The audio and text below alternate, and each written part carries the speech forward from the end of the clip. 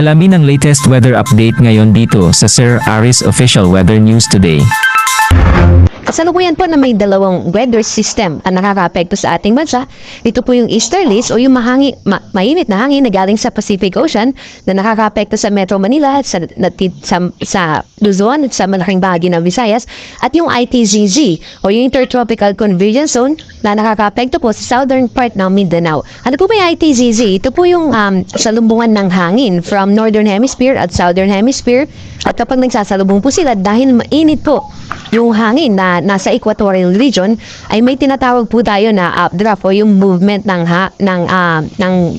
hangin from surface papunta sa himpapawid o sa upper part ng atmosphere. At yun po yung nagko-contribute kaya maulap po yung at maraming mga pagulan ang dala ng ITZZ. At yan po yung nakaka-apekto currently sa Zamboanga, lalo na po sa Tawi-Tawi, Sulu at sa Basilan. At yung isa naman po ay yung easterlies. Pero bakit nga po kaya mainit?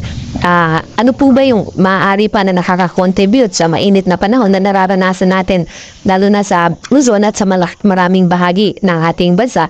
Dahil po ito sa high pressure system na umaabot po at nakaka-apekto dito. Yung expansion or yung extension ng high pressure na yan ay nakaka-contribute para magkaroon tayo ng fair weather or yung mga walang mga cloud systems na mag-exist.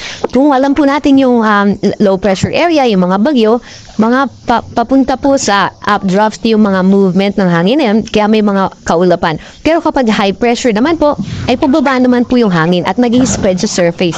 Kaya clear sky condition at mas mainit po dahil direct na masisikatan ng araw yung mga kalupaan natin dito. At kung uulan man po, ay ito po ay localized thunderstorm at hindi po ito magtatagal.